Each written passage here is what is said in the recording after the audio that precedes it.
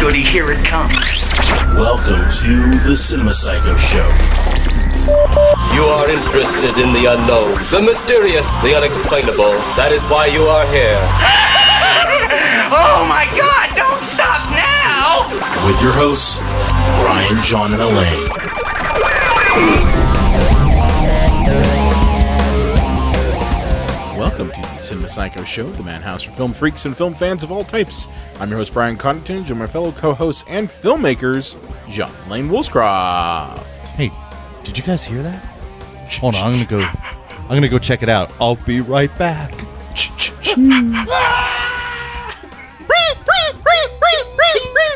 He said he was going to be right back. That's always the main problem. It is.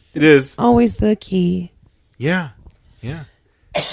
So what's up, guys? Well, we're on episode 116. Nice. This is going to be a fun episode, but I think we have to start with something horrible and awkward. Well, we I didn't know, even talk we're- about what this episode's about. Yeah. We can start, and we did start on a very lighthearted note, actually. Yeah. So- now, I'm getting over a cold, so you'll hear Yeah. me hacking up a lung. Good times.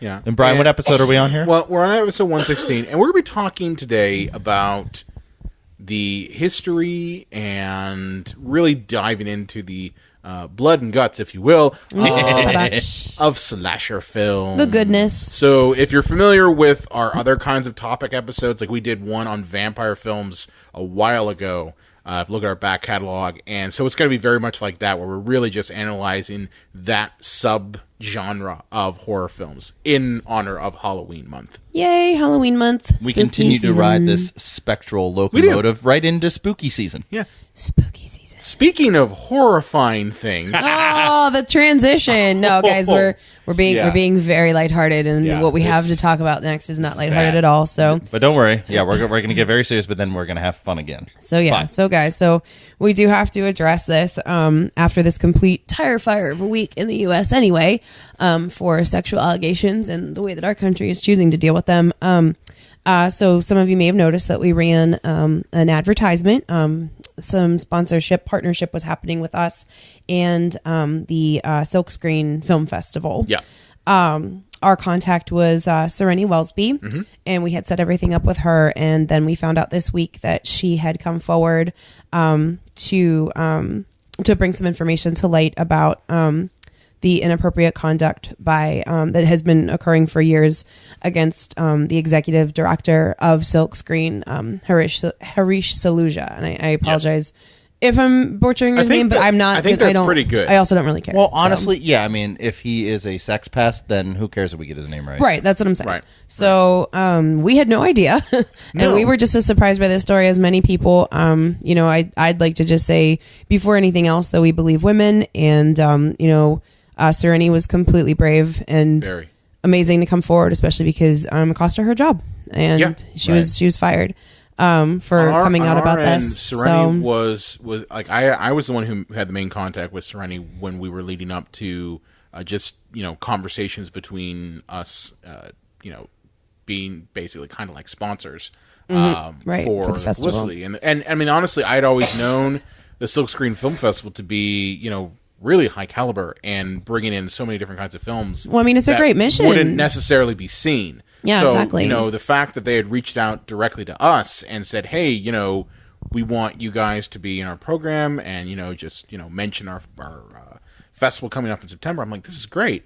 But to hear that this sort of shit was happening, not only to a very kind person who reached out to us, was very accommodating and really just generally nice, and then on top of that, to everybody else who worked there for years, is just disgusting. Well, I mean, And I felt a little disgusted that we were somehow associated with these people. right, and I think that just what we have to keep in mind is that a lot of this was happening, and when something that that's uncomfortable, like you need to speak up, and this is something for you guys to know, like you guys are white dudes, you have an immense amount of privilege, so if you ever see something that's not right, it's a lot of times something that you guys need to speak up about, Yeah. Well, I mean, not apples to apples necessarily, because I don't know all the intimate details, nor do I really want to. But this is reminds me of the whole Harvey Weinstein thing, and as much as Kevin Smith, Matt Damon, Ben Affleck, all those, Quentin Tarantino try to say, "Oh, we had no idea," or "We were so surprised that he was." You knew. Oh, and they all knew. You turned a blind eye and you enabled it. Yeah, and for all the people that, because they said that this has been years of behavior.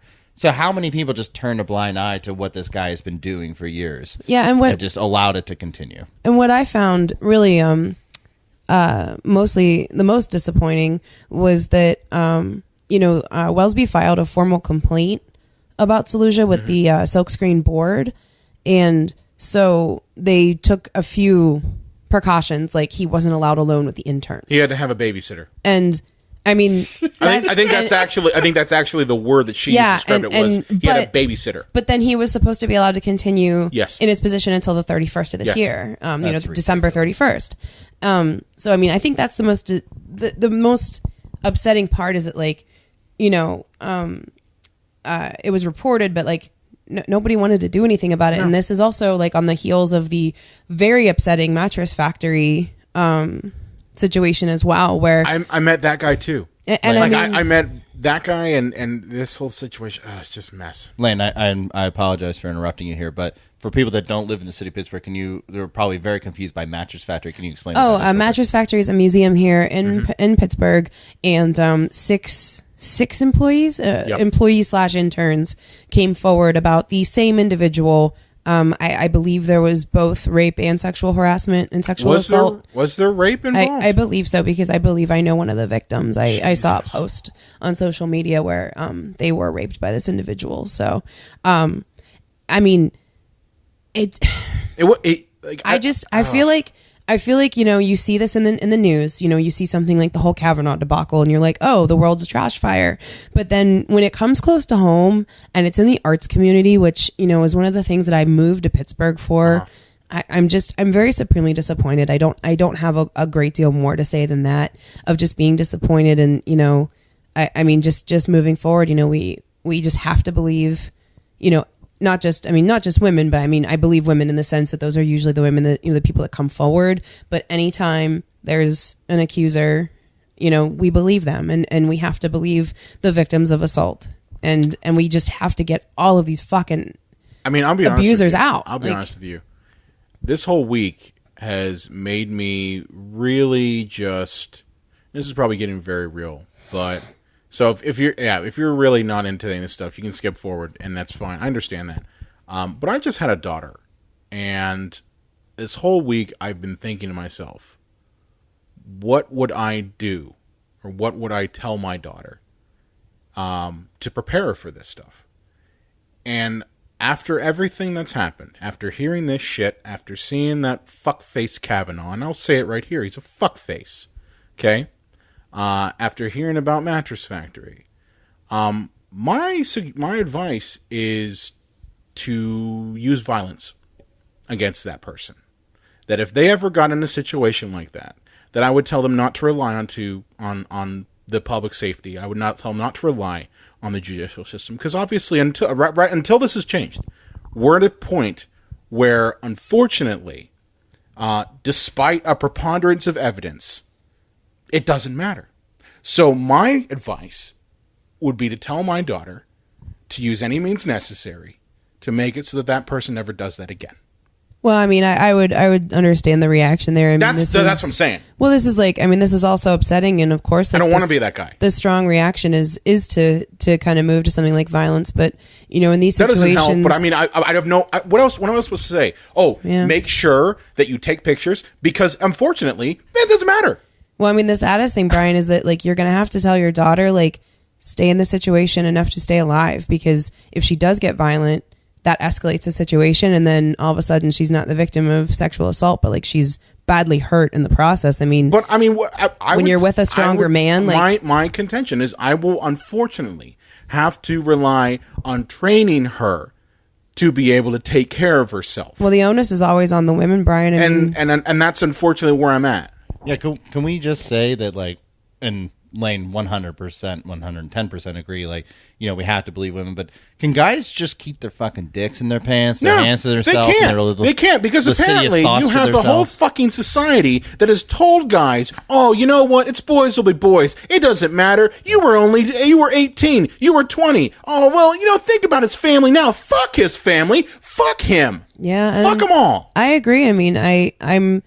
This all started coming to my attention like with Brock Turner because all of the things that surrounded him where he was treated as a boy, he was the Stanford swimmer, like no, he's a sexual predator. Yeah. That's the story that we need to be telling because that's who he is. And like I said, you know, I've been a woman my whole life and the onus is always on me to not be out late, to not drink too much, to make sure you know who you're with. You know, I was with a friend when she got roofied once and that's the closest that I have come to anything remotely that scary. Do you know how lucky I am that that's the closest I've come? And I got her home safely. Yeah. And she was sick for hours, but nothing bad happened to her that night. But you know. I'm just saying that in my new point of view, and I mean, maybe it shouldn't be that I had a daughter and sadly my point of view changed. I've always believed that you should believe the victim. Right. But in terms of what my daughter, if anything happened like that, my advice to her would be to use violence. And I know that's not the word you should use. I know that's not the reaction that you should use, that we're in a civilized society. We shouldn't advocate violence. But I'm sorry. If some piece of shit tries that shit, I hope that my daughter has a knife to make him not a man anymore. That's what I'm saying. I mean, I don't want to be that guy, but unfortunately we're in that world now. Well, like I said, Brian, I mean, I'm not sure that the encouragement should be to escalate a situation to where not only is your daughter attacked, but then she's also murdered. I mean, because that's what you're taught. Like, that's what I've been taught. Like, if you're sexually assaulted, if you're attacked, you know, the idea is to live through it. Because if you get mouthy, if you pose yourself to be a threat, you know, the predator can come after you and hurt you. I mean, I'm just telling you that in my point of view, you can't rely on the legal system anymore because they don't seem to care. They don't seem to give a shit. I mean, so, I don't. In that regard, really, what's your only recourse? Well, I don't sit disagree. there, take it. Well, I don't disagree with that, Brian. But I'm saying, like, as a woman, I have been taught if you're going to get raped, just sit there and get raped, so you don't fucking get murdered. That's what I'm saying. Like, you can't escalate the situation, and you know, and I mean, I don't know the real recourse of advice of what you're really supposed to do, but that's what I've been taught: is don't get murdered. Wow, I get it. This was heady. I'm sorry. Everything's sorry, a garbage fire, man. Like, we're gonna have to get intense for a while. As I said, I'm sorry that what I'm saying is not exactly the thing that you should. Well, you're a frustrated parent. I get that. I just look at it from the standpoint of. I mean, I'm just saying I wouldn't tell them go in with no training. I mean, I would probably have to train them. I'd have to get them self-defense lessons. I'd have to say, here's a knife, know how to use it. Yeah. And I mean, honestly, like that's what unfortunately, you have to prepare your kids now.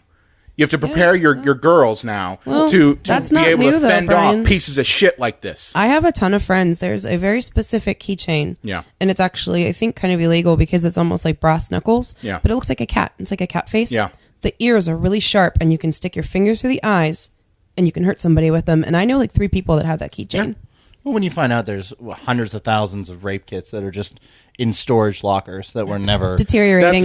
That's what I'm saying. My faith in the justice system, my faith in our society doing the right thing has really been shaken. Well, fellas, if I may, fucking week. May I offer a slight ray of hope? Sure, go ahead. So, please. A number of my friends are teachers and they're amazing educators. And I actually met with a friend of mine over the weekend who's a teacher, and she said, you know, because she posts awesome like feminist stuff all the time, and she's right there with us guys. Like she's upset as we are, but she said, you know, I see these kids, and I know that the tides are going to turn. Like when these kids are old enough to vote, she's like, I really think that they're the hope of the future. She's like, you know, it's easy to be on your front porch and be like, oh, kids today. She's like, but no, the kids today are awesome, and she's like, I really do think this new generation, especially the people who will be freshly old enough to vote in 2020, she's like, I really think they're going to make the world a better place. So. I really sincerely hope that's true. I hope that that's the case. I really do. My cynicism, though, is palpable right now. But so if that's the only thing I can hold on right now to in the darkness, like I'm gonna try, because like shit's really terrible right now, you know. Yeah. So moving on. Wow. If you skip forward about 14 minutes, you would have missed all of that stuff. And now we're getting to the actual good. I mean, now we're going to talk about slasher movies instead of our souls being slashed by society. Exactly. Yeah, exactly. I just decided there was, because I actually thought of about 3 or 4 segues, but I thought that might just be unbelievably in poor taste. Oh, I just went for it. Sorry. Well, no, I wouldn't say that was a You're segue. like, Brian's talking about teaching his daughter to kill people. Okay, that's mild. cool. It was mild. Speaking of slashers. It was mild. Speaking of that topic, we'll be talking about the subset of the horror genre that really took off. I'd say its entire heyday was about 78 to 90, but the really golden era was 78 to 84. Now, you can love or hate these movies. That's give or take. But they were extremely popular. It was like the Marvel movies back then, only even more. You know, you had a new one coming out literally every week. Yeah. There's a new slasher. And I kind of already knew this, but I wasn't sure that it was every year. But yeah, in the research for this, it was Friday the 13th, a new one came out every fucking year. It was like Saw. Yeah. It was very much like Saw. Saw for a while when it came out, it was coming out every year. And I think they even had like an advertising campaign. Yeah. You know it's Halloween, so that must be Saw. Yeah, it was. It's not Halloween without Saw or something along those lines. Like, no, we had Halloween well before Saw. When it's Saw, you know it's Halloween or something along those lines. But yeah, there was now it's one the a year. fucking Conjuring. What you mean, the Conjuring extended dark universe or whatever? The Conjuring shared universe? Yes. That's apparently the only one that has worked except Marvel. Seriously? Is there? Yeah. What? Well, they tried really? With the Universal monster movies, bombed. DC is failing. This is the only extended universe that actually works, other than Marvel. They're very forgettable films, honestly. Yeah. But just to kind of kick things off, guys, what we'll go around the room. What do you make of slasher films before we kind of go into the history and examples and etc.? What do you think of this subgenre? I guess I'll start. I love them. Like I really do. There's a special place in my dark heart that slasher films reside, because those were some of the very first horror films that I ever remember watching. My earliest horror film that I ever saw was not really good, but it was A Nightmare on Elm Street Part 2. Yes, that one. The homoerotic one. The homoerotic one. Absolutely. So yeah, that was the first horror film that I remember watching. And that was a slasher film. Not a very good one, but still, that it was in that vein. So they definitely hold a special place in my heart. But I see a lot of the criticism. A lot now. Not so much when I was younger. When I was younger, I was like, fuck you, slashers are awesome. But I see some of the criticism now. Yeah. Lane? Okay. So you guys are probably not going to love my opinion. I for me, they're a guilty pleasure. Yeah. And I feel that they're guilty because they are not exceptionally feminist. Women are usually not very well portrayed. Especially because even my favorite takes on it are usually the ones that subvert the genre. Yeah. So they're more self-aware, more meta, and I find that is at least more palatable to me, like Scream. We can decide if that's a slasher film or not later, Brian. Or like even something as recent as Cabin in the Woods. I mean, I think that that's possibly subverting the slasher genre as well. You can hiss all you want, but that's a very important piece of slasher history. I know Scream is important. Right. So I mean, but even when women are maybe like, given a weapon or they're slightly less than useless in these films, I still don't find them to be terribly feminist. I feel like it's just one of the tropes that we talked about in our female characters episode. See our previous works. And two, I do find them to be almost puritanical sometimes, because there's usually not a lot of sex positivity. No, it's usually they're, like a very morality place. There's a very like draconian morality of like, oh well, you're if you want to live, you better be the virgin, and I don't really jive with that. So it's a complex subgenre for me, just because I disagree with a lot of the fundamental, like, quote unquote rules. Yeah. And I'm always going to be looking at that, like, is this good for women? Is this good for society? And a lot of the times it is just violence against women for the sake of violence against women. And that's a shame, I think, and usually the women are usually pretty shallow or have problems, to seem deep. Yeah. And those are both really lazy writing tropes that don't work for me as well. I would say that most slasher films are not exactly the most deep of films. Not usually. But man, like, wouldn't you like to see like a dope slasher film that was like actually really like poignant and thoughtful and well written?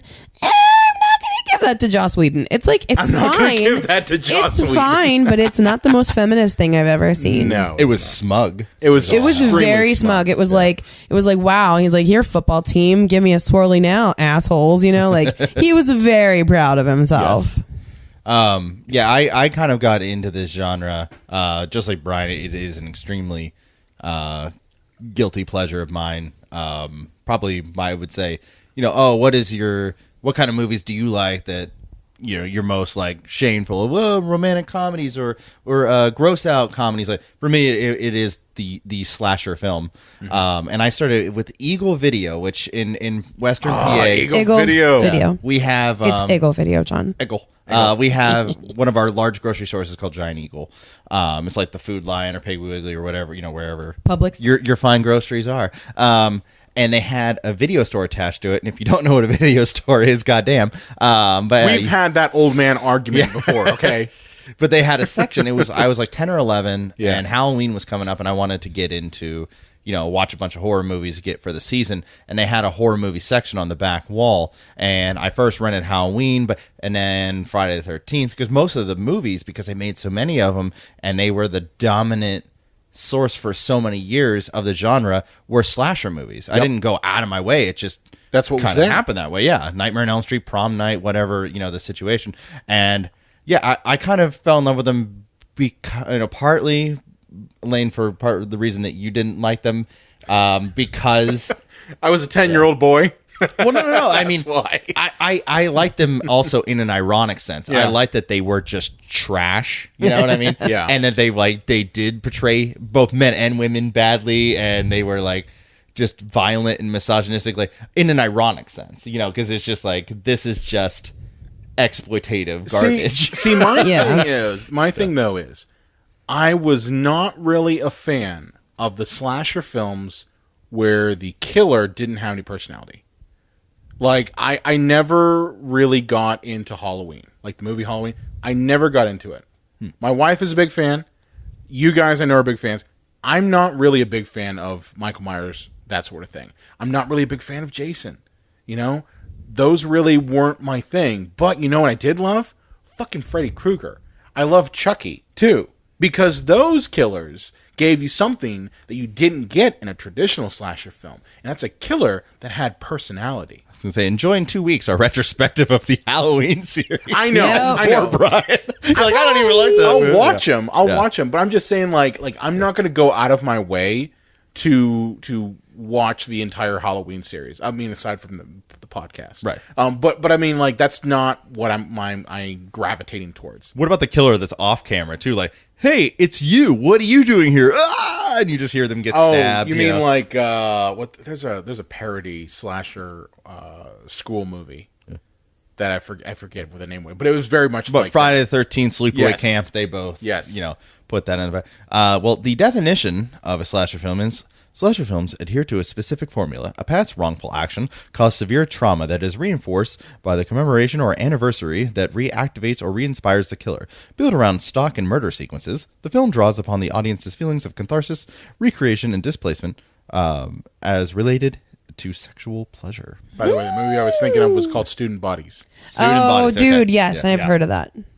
Is this easily the most derided of all film subgenres? Well, I mean, we just kind of said it was sort of shitty, so I mean, maybe rightfully so. Because, obviously, Brian's favorite, I know, Siskel and Ebert. Yeah, that fucker. Boy, do they hate this genre. Well, they did. Now they're dead. Here's the thing. It's like so evil. Here's the thing. He didn't just hate slasher films. When you say he, I'm talking about Roger Ebert. I'd say Gene hated them too. Not as bad. Okay. Not as bad. Ebert actually made it a point to go on a diatribe about how much he hated these movies. He not only hated those, he hated most horror films. Like, I've never seen him say one nice thing about a horror movie.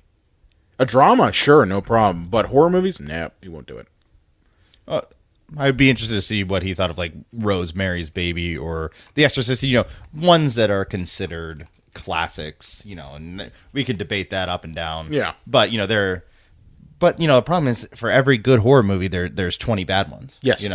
But when it came to Friday the 13th, the original, both Gene and Roger could not believe that Paramount Pictures would lower itself to releasing a violent exploitation film.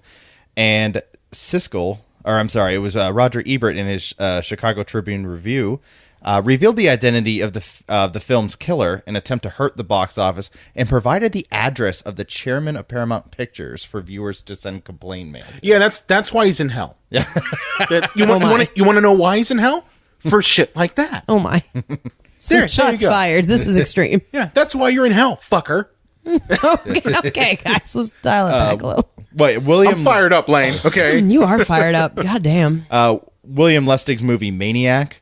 Vincent Canby of the New York Times referred to it as watching somebody else throw up. That was his review of the movie. Oh. God. But yeah, no, Lane, you pointed out the exploitation, and these movies are riddled with them. Yeah.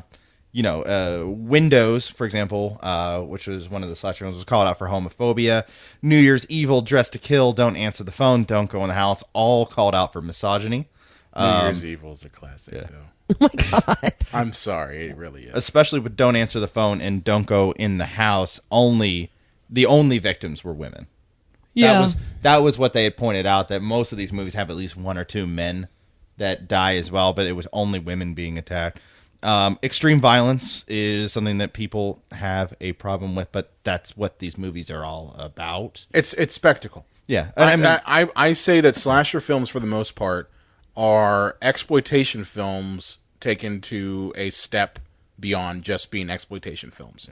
You look back at the 60s and 70s with movies like Blood Feast and Santa Sangre, which were, exploitation films to the nth degree. They had tons of sex and tons of violence, but they kind of were relegated to these like back alley theaters that you would see, these grindhouse theaters. And the only difference is that, in the 80s, it seemed to be that, hey, let's take these elements of these exploitation films, but let's maybe craft them into a way so that they are not as on the nose as exploitation films. Yeah. You know what I mean? Yeah, and I mean, these movies are... I'm not calling them high art. I'm just saying it's not, Ilsa She-Wolf of the SS or something like that. That's what I'm saying. It's funny to me how a lot of these early movies in the genre, during this golden era of like the early 80s, were extremely edited. If you watch any making of these movies, let's say Friday the 13th as the easiest example, every one of those movies had to be cut and recut and recut and to get an R rating and not an X. And now if you look at these Saw movies, those or anything by Hack Fraud Eli Roth, like torture porn. Yeah. Those movies are Hack Fraud Eli Roth more violent. I feel like in our country, again, like Puritan time, like violence is always going to fly in a way that sex doesn't. Right. So let's talk about some of the tropes here. Okay. Sex is bad. Mm-hmm. Yes. In fact, you could say the first. Now, I know I'm going to get a lot of actuallys, but the first true, I'd say, big time hit slasher movie was Halloween. I'm not saying that there weren't ones before that. In fact, Psycho. Psycho. Yeah. I mean, but when you have the emergence of a genre like that, you need volume. And for Psycho to have been so far ahead of Halloween in the timeline of the world, it's almost like an aftermath kind of induction into that Hall of Fame, I would say, because slasher films were a movement, were they not? Yeah, and Lane, I think that's very important because Halloween started off a trend of these movies, and that's I mean, you could even go back further. You could go back all the way. Here's the to, actually. Like the actually. Just kidding. Like Just kidding. In ancient Rome, they did plays that were inflicting violence upon people. You had the Grand Guion in the late 19th century that did violent horror plays. So you had those elements of the slasher film being made back then. Well, I'm speaking about that art medium that has 24 still frames in a second 12. that are put together to create motion. Oh, well, yeah. Well then, fuck you, psycho. But, but yeah, a few examples: Black Christmas, Texas Chainsaw Massacre, Last House on the Left, The Hills Have Eyes, and of course Psycho are some examples before Halloween. But sure, but yeah, some people have said that Halloween killed the sexual revolution because. I think that's fair. I think that's pretty fair. It's a very backwards way of thinking. When you did have kind of the free love of the '60s movement to go into the '70s, into the opposite direction on something like that. I mean, it's not nothing. It makes a difference. So if you have sex, you will die. The last girl trope, who is usually almost always a virgin. Yeah, last girl, also known as final girl. That's like a common phrase of the genre. Now, this is not always the case, but I would say probably at least 75 to 80% of the time, killer usually wears some type of mask. Or not obscures always. their countenance in some way. Yeah. Sometimes it's a hood. Killer usually uses some type of blade, and obviously there's a lot you can play with there, whether it's just the butcher knife, it's some kind of like spear, or axe. they use their hands. Fish hook. Yeah. Or they use their hands. They're usually it's like brute force or some sort of weapon. To their Never own a gun, detriment. though. Never I a mean, gun. because you'd think they get shit done faster with a gun. I mean, I'm just saying. Well, that was like in Halloween 4. There's a scene where the boyfriend in the house is trying to shoot Michael Myers, and of course the gun's not working, because if it did, then the movie's over. But Michael grabs the gun from him, and I'm like, oh shit, Michael's gonna shoot somebody. Shit's getting serious. He impales him with the gun. He He does. That's ridiculous. The way I look at it is the people who are the killers in these films are never thinking clearly. They're not. They're not like methodically thinking through the killings. I think that's the difference between like a slasher film and say like a deep kind of crime drama where they have killers that maybe are equally crazy, but they've thought through things. Was it fair to say that another convention of this trope is that the killer is somehow othered, possibly has like been the victim of some kind of either psychologically or physically damaging incident? Well, is that part of it? Listen to my definition at the beginning where I said some kind of past trauma is the inciting incident. Well, yeah, but you didn't say it was necessarily to the killer. I mean, when you say a past trauma, I'm not going to lie. The only thing that rings around in my head is I know what you did last summer. Yeah. That's like the perfect textbook example of something happened, a past trauma that like causes some shit in the here and now. I would say probably the perfect example of is a John, yes, person. What would you say is the A John, yes person? I'm answering back. Like, what is the perfect slasher movie if you want to define like what is the perfect? I would say it would probably be Prom Night. Really? It hits I think every trope. Like if I wanted to define, it's like if you looked up ugly in the dictionary, your picture would be there. Like, if you looked up slasher movie in the dictionary, there should be a photo of Prom Night there. It's a past trauma that incites on prom night many years later for a bunch of teenagers to get sliced and diced until only virgin Jamie Lee Curtis, makes it through the movie. Yeah. And then a lot of times, not always in these movies, there's that big reveal, that big twist at the end. And sorry if I'm ruining Prom Night for you, but the sibling, or they kill a kid at the beginning of the movie, like by accident, like these young kids. And then when on prom night, somebody's killing all of them, and you find out that it was the sibling of the deceased individual, going back and killing him. So it was also that big twist. You're like, ooh, So I think Prom Night has all of the check boxes. Check, check. Probably a good accurate. Got it. Yeah. But yeah, we mentioned a lot of these movies are extremely edited and had a lot of problems. We need to also note that most of them came out in the Reagan era. Yeah. Where that's important. I mean, a conservative wave ran over this country, so you couldn't get away with a whole lot. History is important, I think, in this context, John. I'm glad you have the background there. And I think that it was some of the times you would go to these movies because you want to take a girl and hopefully that she gets scared horny and then you can, Scared maybe horny. Do a little finger blasting awkward. Whoa. Okay, back it up. Back it up. Take it easy. Also, it was almost like a rebellious kind of thing because critics and politicians didn't like these movies, so you could kind of go and be like, here's the thing that always got me about that argument, because I've heard that argument before.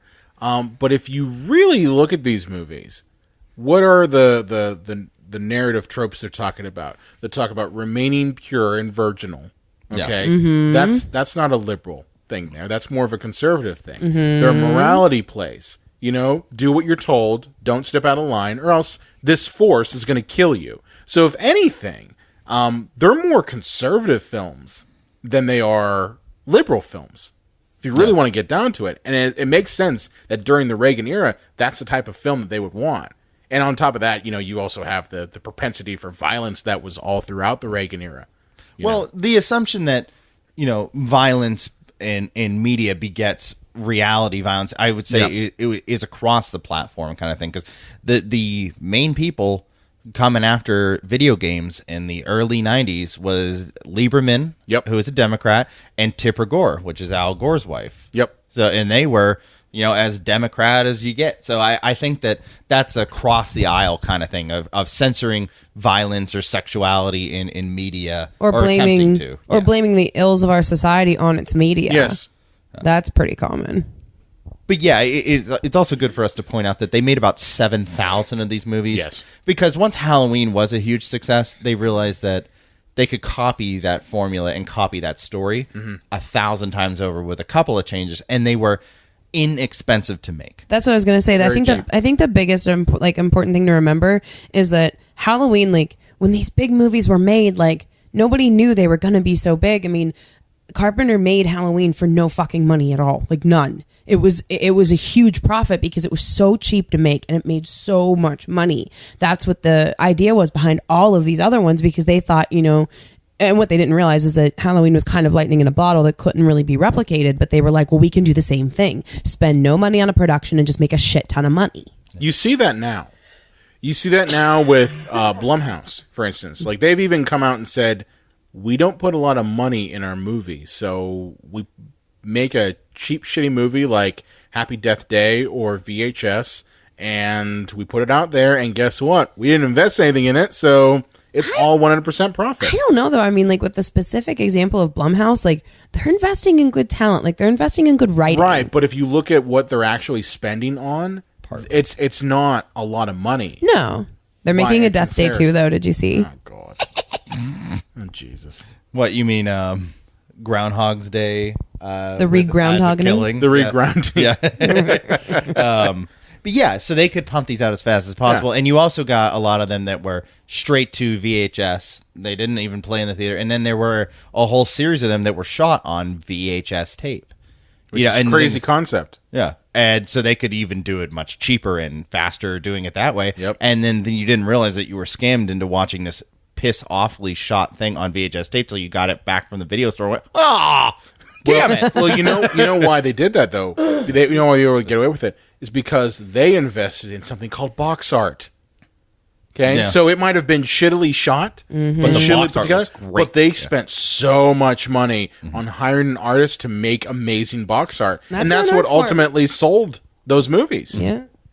And I don't feel out of line saying this because I would happily say it to him and have a discussion with him, and I think he would support this as well. But a lot of Len Kabaczynski, who we've had on the show, a friend of ours, sometimes with his earlier movies, the best part of his movie was the box art because he got very talented people to do that. And I mean, Len stepped up his game quite a bit. Each movie, he gets a little bit better, but I just remember that his box art usually was fantastic. Oh yeah, it always has been, and I think it continues to get better, as does his visual effects. I just saw some stills from his latest one, and I think it's like a burn or so. Oh my God, it looked so good. I mean, I was really impressed, not to fluff any butts or anything unduly, but I was looking at it earlier in my feed and I was like, man, that looks good. That looks like somebody's really fucked up. All right, let's do the rock star roll call, as I like to say, of who the real celebrities are of this genre. We got Michael Myers, I'd say maybe is the king. Would we? Is he the Elvis? I'd say of he's this? the George Washington. He was the first. Are we doing a Mount Rushmore? There's Jason Voorhees. Yes. The Freddie Abraham Lincoln. Yeah, Freddy Krueger. You got He'd be your Teddy Roosevelt. Oh my God, this is amazing. Leatherface. FDR. A forgotten one, but a good one. Candyman. Obama. Oh my God. Oh my God. You went there. And hold for editing. No. Wow, you went there. And Hey, Obama's awesome. So there you go. And so is Candyman. and of course Chucky. I got nothing. Yeah. Chucky. You know, no, Baron Trump. Oh man. He looks like Chucky, doesn't he? Oh, that little monster boy. I don't want to know what he did. Oh. So I did a little research into the kills, by the way. Okay. Ooh, tell me everything. Okay. So, and Brian, I know that you're going to fight me on this, but I'm going to mention him anyways because he's not necessarily slasher. But Pinhead has 35 kills. He's not slasher. All right. Freddy Krueger has 38. Nice. Chucky has 41, which surprised me. But I haven't seen the most. Now, is that across the entire series? Yeah. Okay. Leprechaun has 49 kills. Amazingly. I love that leprechaun. Yeah, he just give him his damn gold. Michael Myers has 120 plus. That's why he's the king. You know, he killed an entire police force. Yes, he did. So, I mean, there's like more films to work with there, though, guys. yeah. And Jason has 160 plus. He is the reigning king of kills. Really? Really? Well, he's got more films too. Yeah, I think he's got more than Halloween. I would imagine. I think that genre or that film series has the most sequels. Possibly. I don't know if now Halloween or Nightmare have caught up to it or not. No, Nightmare hasn't. I know that. Yeah, Halloween may have passed it. I'm not sure. Yeah. But yeah, Jason knows how to kill himself some motherfuckers. But yeah, so just kind of going by, I'd say post Halloween in 79, there actually wasn't much. There was when A Stranger Calls and Driller Killer, which is the greatest title ever. That is a good title. I'm not gonna lie. 1980. Some of the big name ones were Friday the 13th, Prom Night, Terror Train, The Fog, New Year's Evil. Brian's favorite. Fog is considered a slasher? It's in a stretch. that vein. It's a stretch. That's a stretch. I give it horror. It's a fog that's killing people. Yeah, in 1981, interestingly enough, My Bloody Valentine, I wanted to mention that one because it was heavily edited because of John Lennon's death. Oh, really? That's so interesting. Yeah. What about that was an issue? I don't know. Maybe just the violence of it. Yeah, I don't know. It seemed like an odd choice. Weird. 81 Halloween 2 came out that year, as well as Friday the 13th Part 2. And Happy Birthday to Me, which we should point out that after Halloween came out, a lot of these movies were holiday based. You had April Fool's Day, New Year's Evil, Black Christmas came out before Halloween, but Silent Night, Deadly Night. I love Black Christmas. I'm not gonna. So the lie. holidays were like a big time. Well, they theme. figured they could really sell it, like and market it to the season. I mean, there's tons of shit that I do because it's Halloween, not necessarily because it's like Arbor a thing. Day killer. Yeah. Not yet. Not yet. But Lane, you point out how nobody knew that Halloween was going to be this big hit. Right. I actually talked to the guy who played the unmasked Michael Myers, and he said he only took on the role because he wanted to work with Donald Pleasance. Right. He said, I thought this was going to play in like 3 drive-in movie theaters and never be heard of again. The original title of Halloween was The Babysitter Killer. Yes. And how's that for the most exploitative movie you've ever heard? Oh, yeah. Title-wise? And somebody suggested to put it around the holiday so they could release it in October. So that's why it got changed to Halloween. The thing is I guess John Carpenter, he realized that there had never been a movie that was called Halloween. Oh, really? There was never a movie called that. And that's why he was like, I'll be the first. First. 82, I'd say, was probably the zenith of the most releases. Oh, wow. Of that golden era, yes. Yeah. We weren't even born yet, y'all. There was also one of the first parody movies of it, Slumber Party Massacre, that came out around that time. And that's also a stage play, right? I think there are very many variations of And that's something that I'd be curious to know what came first, the play or the movie, because I think the play is Canadian. I have the script kicking around somewhere. Friday the 13th, which was the film that knocked E.T. off its pedestal for the number one movie in the country. Wow. And Visiting Hours, which is a movie that most people haven't seen, but I find it funny how much these movies copy each other. And because of the previous year's success of Halloween 2, that they decided to make a bunch of movies based in hospitals. I wondered if that was why. Yeah, and that was just, they're like, well, what was successful about that movie? The hospital. Let's just cut kids up in a hospital. 83, Universal Studios wondered what they had in their vault to cash in on this, and they made Psycho 2. Sleepaway Camp and The House on Sorority Row. Oh, God. Which is the biggest slasher exploitative title I've ever heard. Yes. 84 was Silent Night, Deadly Night, which I think we need to mention because I put 80 to 84 as the true golden era, because while there were many more years that these films were successful and many more years that they were just pumping them out left and right, I think that the protest of that movie really just kind of put an end to the golden era. Yes. I could see that, yeah. Because prior to that, you had, A Nightmare on Elm Street come out. Well, no, those both came out the same weekend, didn't they? I thought. Now I apologize, I didn't check on this. I thought Nightmare came out 1 week later, but yes, they may have come out the same week. And I think when we did the review of Silent Night, Deadly Night, I know that we said that had that movie not been pulled that weekend, that it possibly could have overshadowed the success of Nightmare on Elm Street. Yeah, because it was it was the weekend before that A Nightmare came out, and they pulled it. And I wonder if that was actually the best thing to happen to that franchise, because then it became like, ooh, what is it about this movie that we can't see? Because they ended up making 4 more of them. Yeah. Oh, yeah. You know, including Silent Night, Deadly Night 5, The Toy Maker. Well, I think is awesome. I think the problem Make me watch them every year. I think the problem was, at least at that time, people did not like seeing horror done to what they considered to be innocent. Yeah. You know what I mean? Like the idea of taking Christmas, taking Santa Claus, yeah, and making Santa Claus into a killer, really struck people the wrong way. They weren't ready for it. You know, It's very upsetting. I mean, I kind of get it.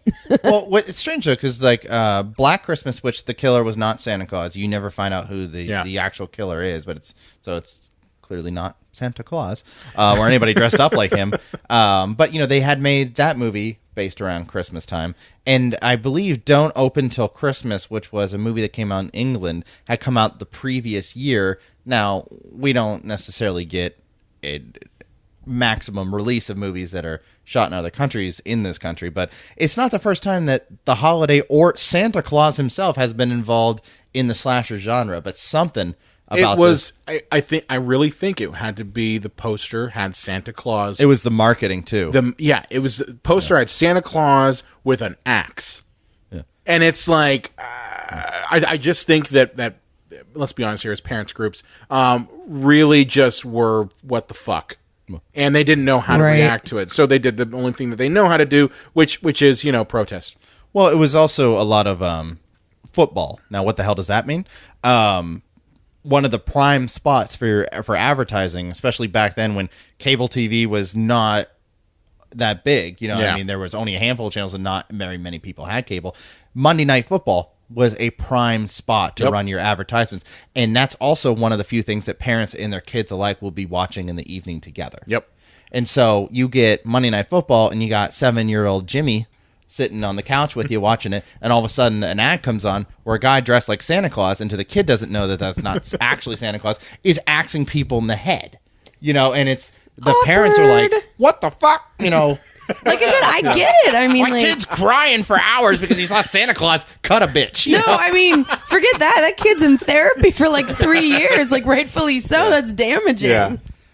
Yeah. So that kind of halted things a little bit, and then we saw through 85 through 89, we saw that was really when the shooting things on VHS tape kind of diluted the also, market. Interesting point. That point, and at the 84, it's interesting you mentioned that.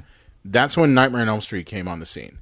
And that did what I suggested, one of the reasons why I like the later era of slasher films more than the early stuff is that they infused the genre with personality in their killers. Well, you really didn't see that. You really didn't see the killer have personality. Well, I would almost argue that Up until Nightmare on Elm Street is not a slasher movie in the sense that it wasn't intended to be a slasher movie. It just hit most of the tropes of that genre. I don't think that Wes Craven wanted to make a slasher movie. No, but that's what I'm saying. Like, do you see what I'm saying? Yeah, I mean, if we're talking about a slasher film basically being the silent killer in a mask or just in a hood or something, then yes, what Wes Craven made was not a slasher film. I would argue that it is, but it's a different breed of it. It takes the elements of the slasher film that people had gotten played out on, because by 84, like, you were getting movies that were kind of like, okay, we get it. And then you see, a Nightmare on Elm Street come across, and it's like, okay, it's a slasher film, but we're mixing in elements. It's a breath of fresh air. It's a breath of fresh air. It's like fantasy, Yeah, you're adding fantasy elements to it. You're adding the idea of dreams being, like, you can't even escape from this guy in your sleep. Like, that whole concept alone, it's always, well, I'll run away, or I won't go to the woods, or I won't do this. Well, it's like, no, you cannot not sleep. You have to sleep. And when you sleep, that's when he gets you.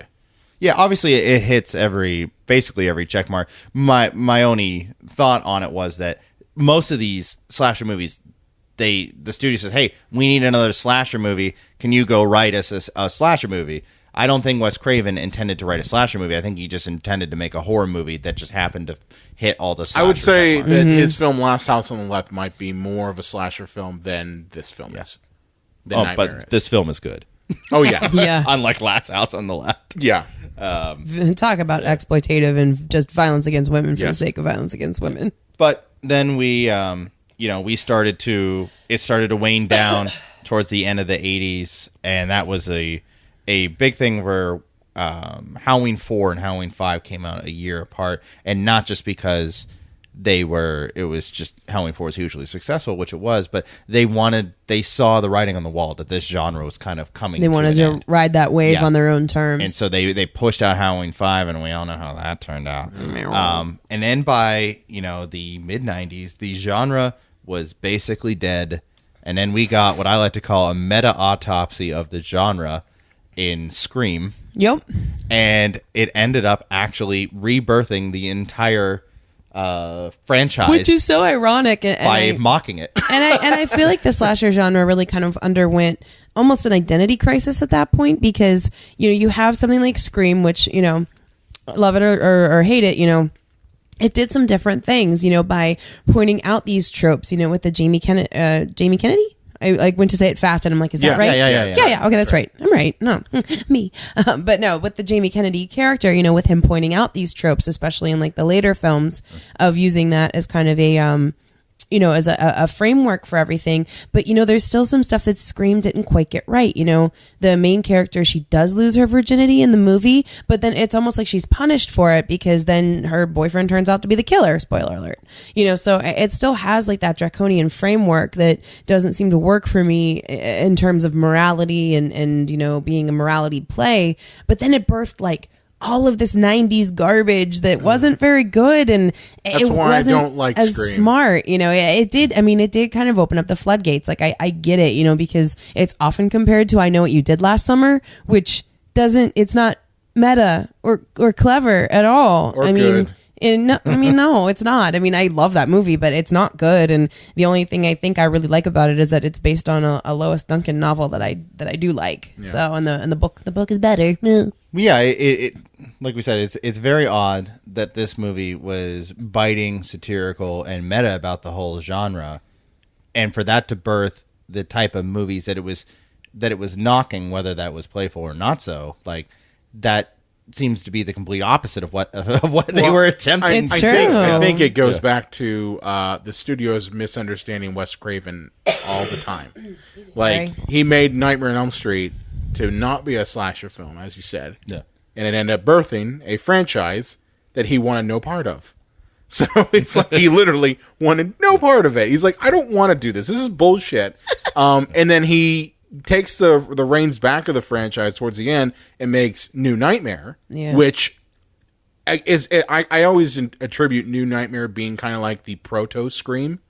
Like it predates it by 2 years. It predates it. Yeah, it was 94. But it tested the concepts that you eventually saw refined in Scream. The idea of being meta, the idea of... I never thought about that, but you're right. The idea of, looking at the films from an outsider perspective and really trying to, take it apart and infecting life into the genre. It's the same sort of concept. But we know before Scream, though, it was a very dark period of about 1990 to 1996. I would say that's when you got your character killers. Yeah. That's what I call them, character killers. Like Leprechaun and, Chucky. There was a lot of the Gingerbread Man, Ginger Dead Man and things like that.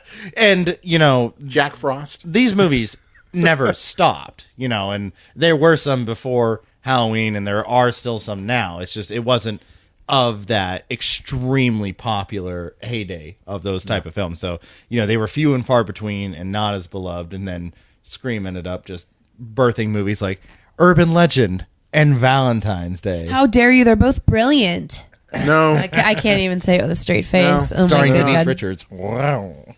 Starring David Boreanaz. King of the big screen. Oh, wait, no, that's not true at all.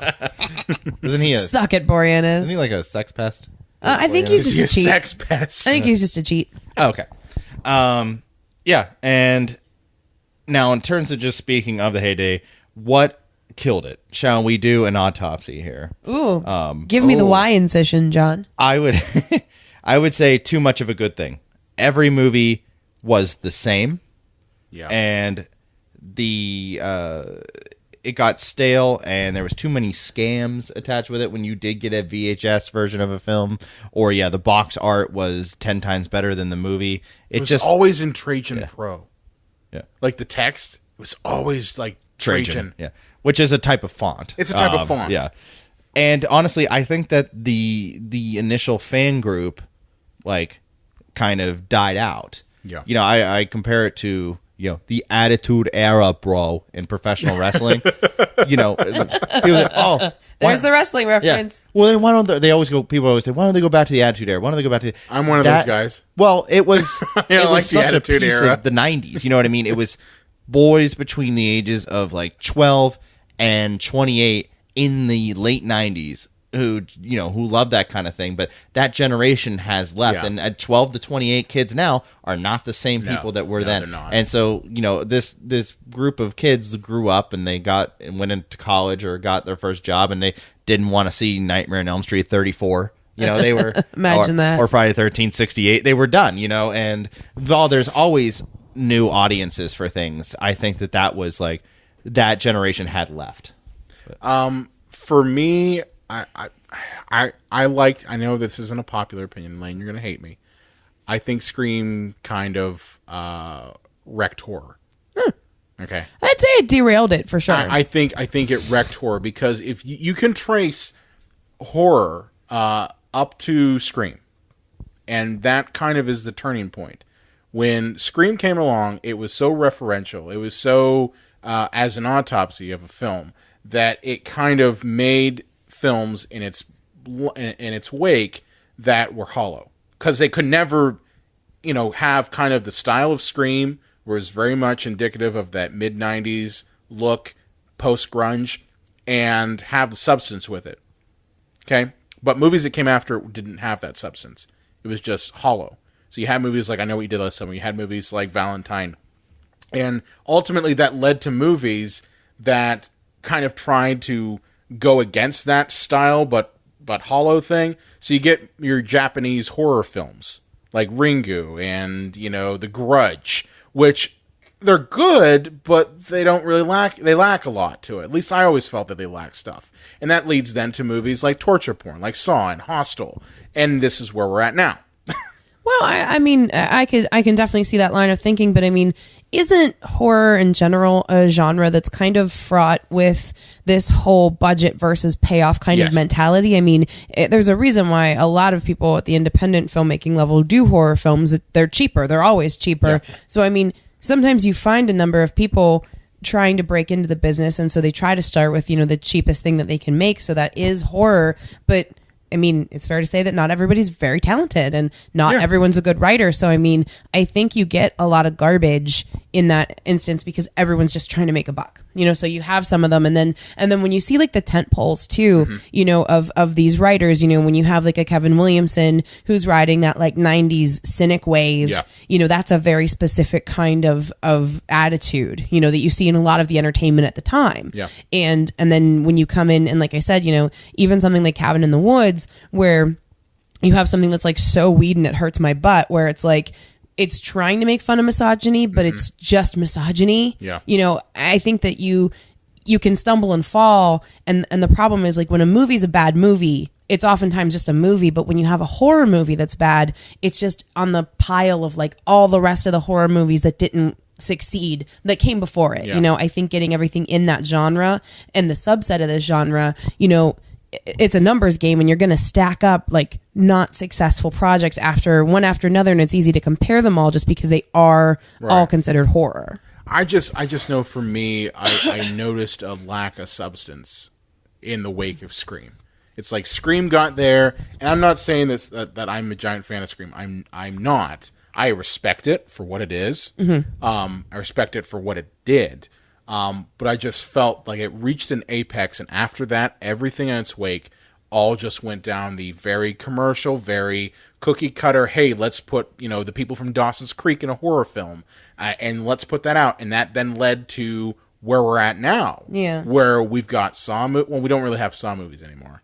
We're done with that. We've got Conjuring movies. There's like 17 of them. They recently just made another one. They did Jigsaw, didn't they? Yeah, yeah. Which is like the Saw sequel prequel. But it just felt to me like the era of the Wes Cravens, the era of the John Carpenters, who have like, you know, $10 and a thing of string, being able to crank out a movie that's able to be put onto, you know, multiple screens and be distributed. That's kind of over. Yeah. You know, well, Brian, I'll fight you a little on that because I know you're not going to like this because you hate this movie.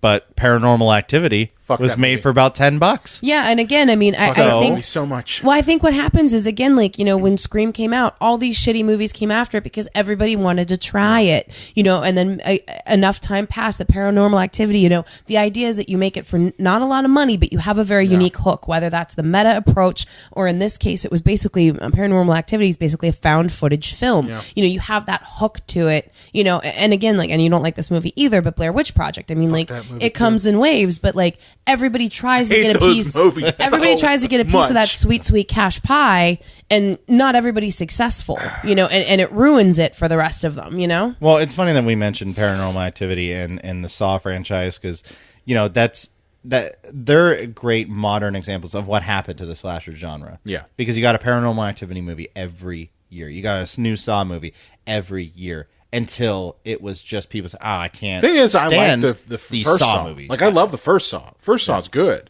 Right. But again, they wanted to make money, you know, at the expense of their product. But when you say, like, I can't stand these movies anymore, like they did what they do with every franchise and what they're doing with Star Wars right now. They'll run it into the ground until it's not profitable any longer. You know, and that's what happened with the slasher genre, and nobody thought they were making art, and nobody thought that it would last forever. They said, let's ride this wave, make as much money as we possibly can until people just say, I can't see any more of these. And they did. You know, and that was... And it comes kind of in like semi-decade waves, you know what I mean? Yeah. Like every few years it kind of like builds up again with a new hook, a new take on it, you know? Yeah, horror in general, you know?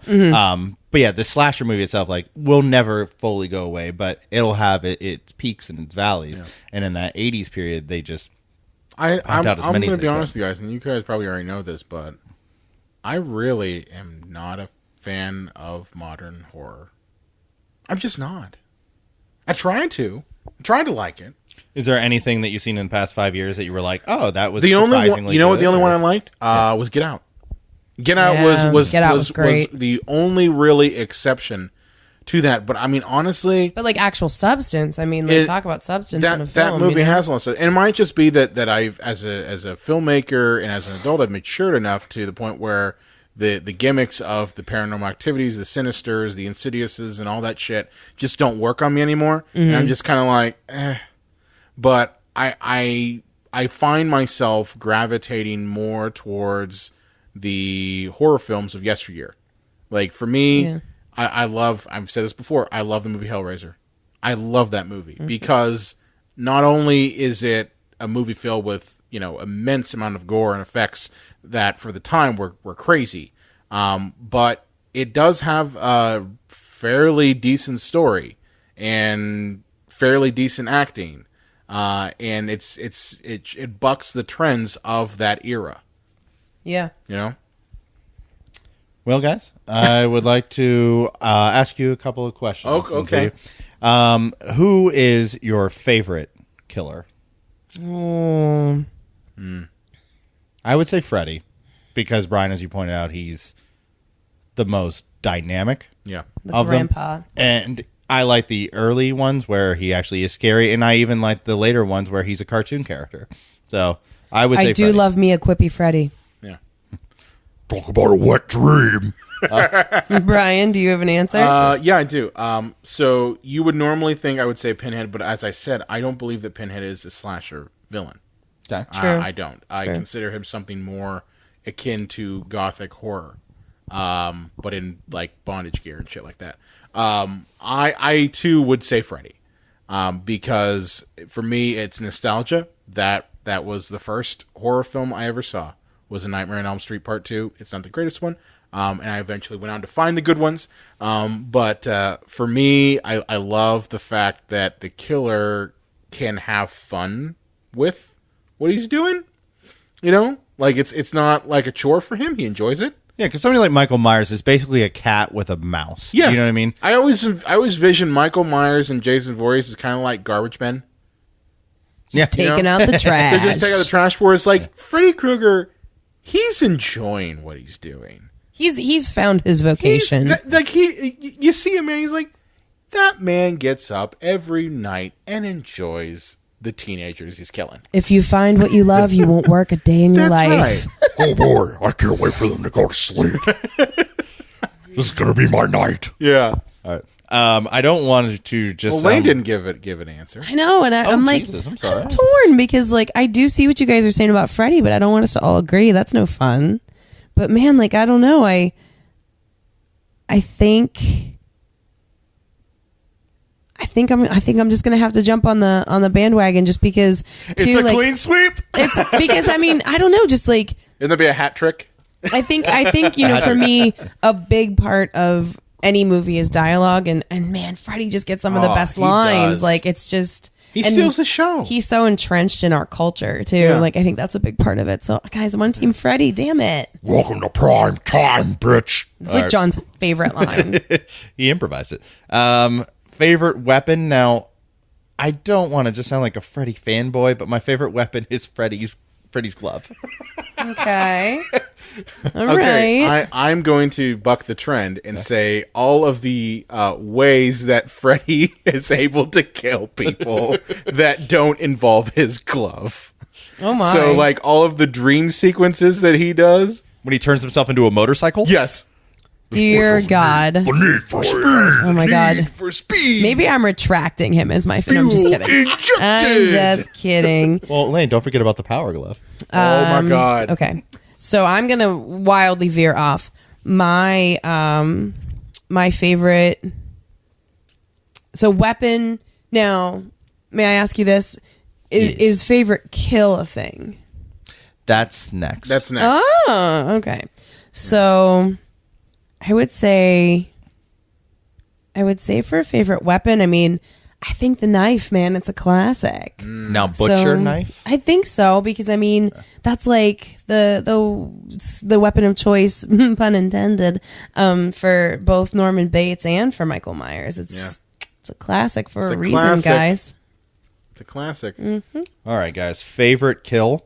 Oh, jeez. Mine is Friday the 13th Part 2 when they shove a sharp knife through Kevin Bacon's throat.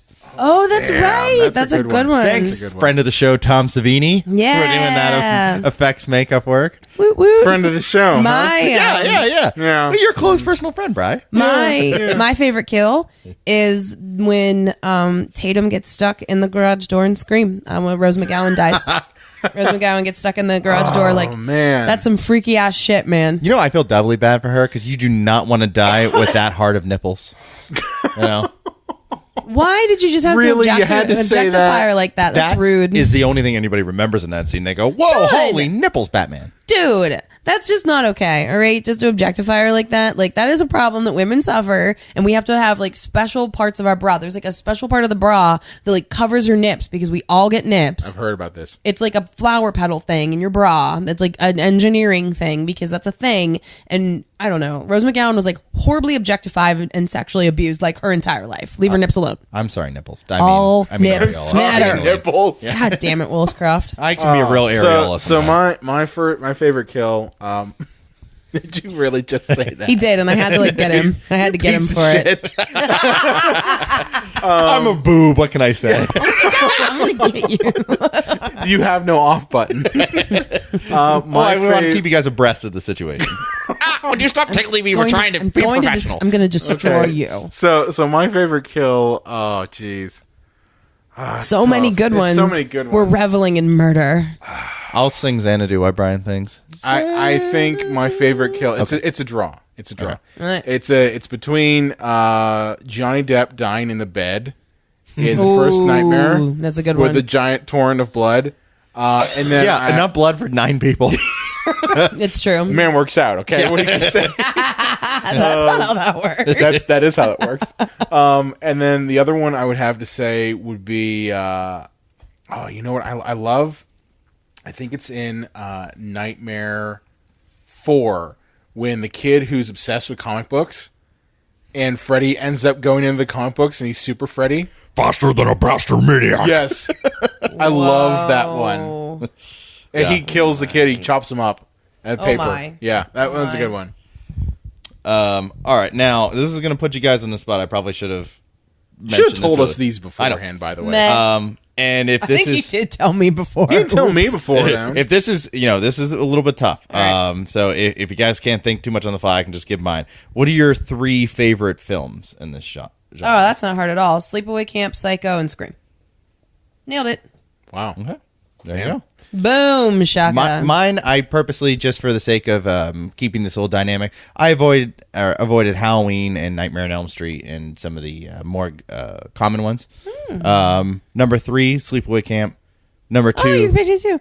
Number 2, The Stepfather. Oh my God, that's such a good one. Yeah. Whoa, that's a good That's one. a great one. I watched all 3 of those I movies. forgot about that. A couple That's weeks ago. Good Yeah. one. And my absolute favorite, April Fool's Day. And if you claim to know the twist of that movie, you looked it up. You looked Noise. For me, I gotta say A Nightmare on Elm Street, the original, the OG. Then I would have to say, jeez, I like Stepfather too. Ooh, Like the sequel? That's a Yeah. good one. I like that one. That one's good. Shit, I don't know. Because I Xanadu. oh man, I'm gonna have to say another Nightmare one because it really is one of my favorites. I love, 3 are new. I love. I'd have to say, and you're gonna hate this. I love Freddy's Dead. I know. I love Freddy's Dead because it's so fucking goofy. Like that's the apex of goofy Freddy right there. Yeah, and to me that ruins it because they have so many things in that movie. Yeah. that are like brilliant. Like all Yes. the kids are dead. Freddy doesn't know.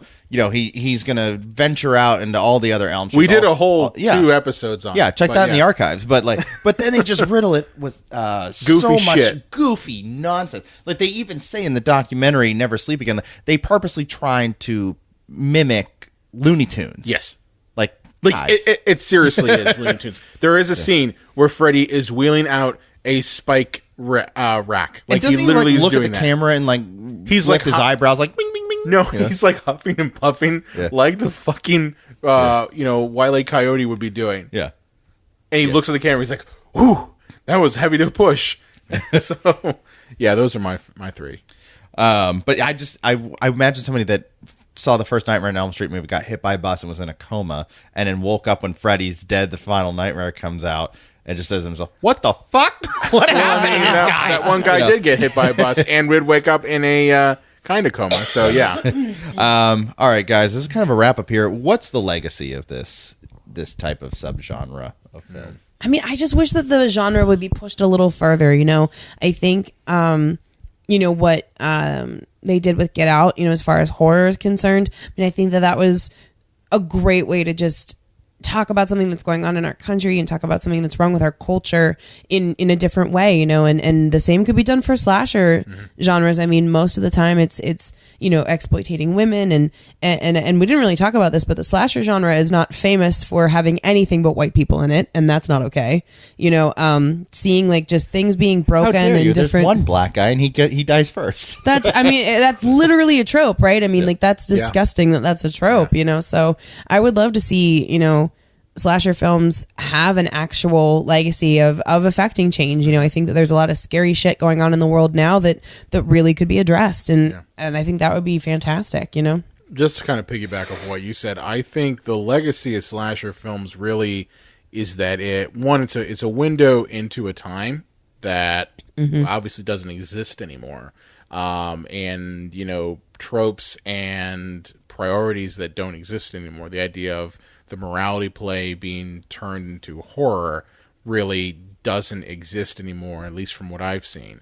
I think it also is a window into a time where independent filmmakers had easier access to get their films out there. Even though we're in the digital world now, it's like, oh, well, you just put it on YouTube, put it on Vimeo, you can put it on Amazon Prime, whatever.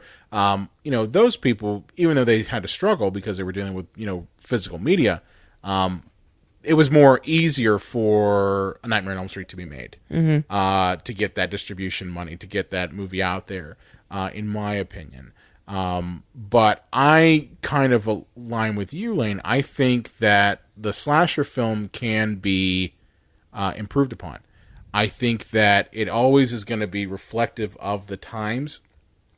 And I think the reason why we don't see it nearly as much anymore is because we're now in a time of escapism, where it's easier for us to not concern ourselves with the real horrors that are going on outside, because that's the slasher film. The slasher film has always been grounded in the real, whereas now it's like, well, let's just focus on maybe like scary ghosts or scary nuns or a nun, the creepy shit that doesn't exist, right? And can give you that 2 hours or 90-minute escape than worrying about the creep next door who actually could be a serial killer.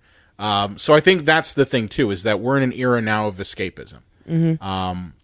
And maybe it might be nice to see slasher films kind of come back in and use elements pulled from movies like Get Out to go back to the real a little bit.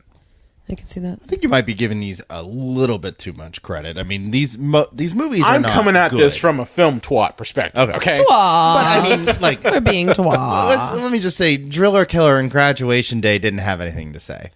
Cutting Glass didn't have anything to say. I'm talking maybe they about should. them. No, I'm talking about them on a grander scale. I'm talking about them in distilling them all down. I'm not saying that. But it sounds like what you're saying almost is that like in the 80s that these slasher movies all had like some kind of big underlying thing to say. They were just garbage movies. No, they were garbage. I'm not saying that they had a big underlying thing. I'm just saying that a lot of them were pulling from real elements. Okay? Here's a good point. Wes Craven created Nightmare on Elm Street. He created that after reading a newspaper article about a kid in Japan who died while he was dreaming because he was afraid that some of his nightmares were going to get him. Okay? And he actually had the coffee pot in his bedroom trying to make sure they didn't fall asleep, and he died in his sleep. So that's pulling elements from the real. What I'm saying is that if you look at Halloween, it's pulling elements of the babysitter killer, that sort of shit. It's pulling elements of the creepy guy down the street. Things like that, the unknown, if you will.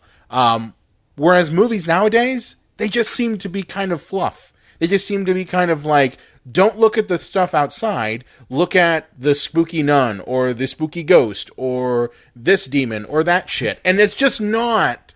You just basically broke the whole Conjuring universe down there. Yes, I did. Oh my God, he totally did. But am I wrong? No. I mean, but I'm just saying, like, it's not based in the real. Where I'm saying that slasher films, for the most part, I'm looking at the core ones, they have elements based in reality.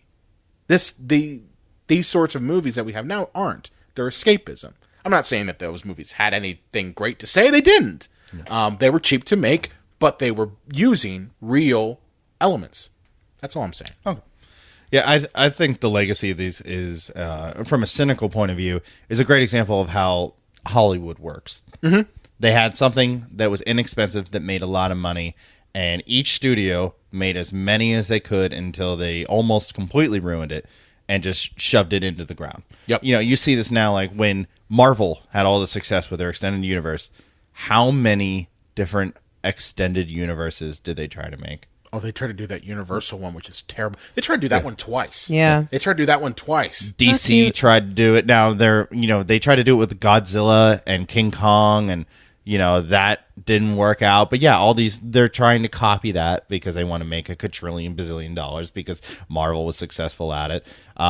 You see it happen left and right, but this is one of the first examples of it.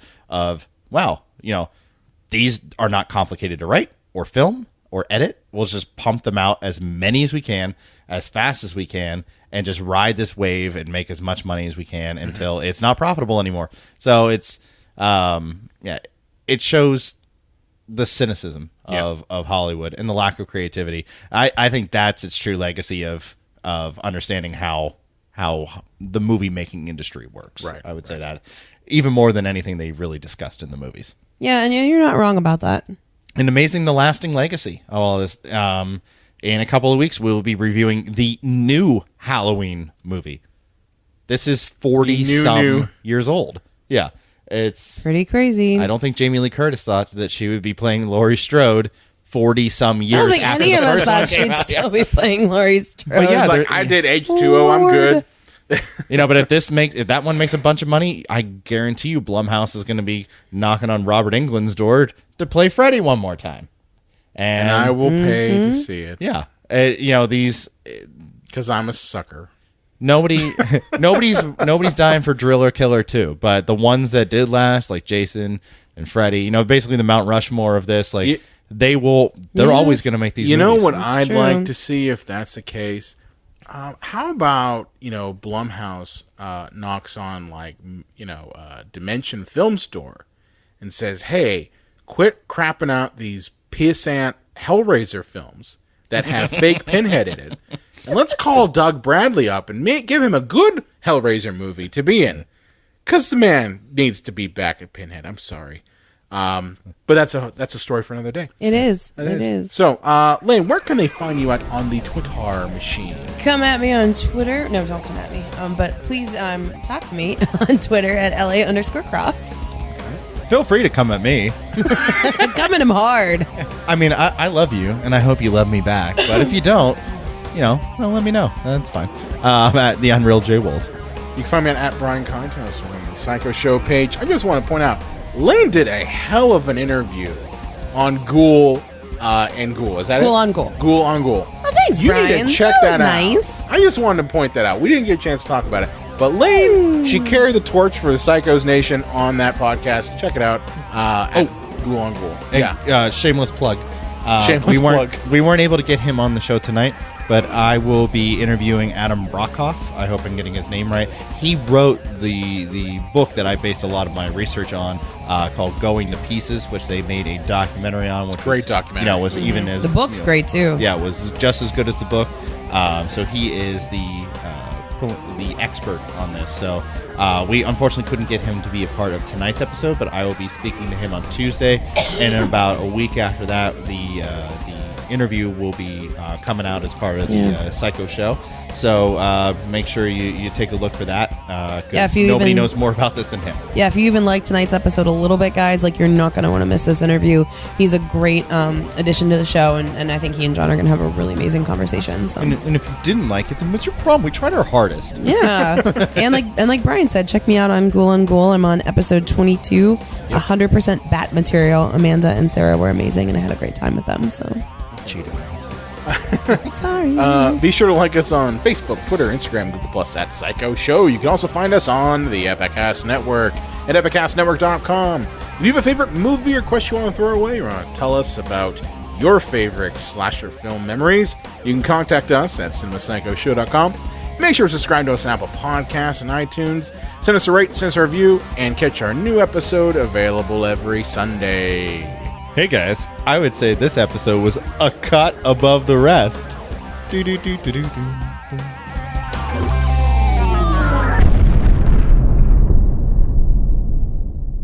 Epicast.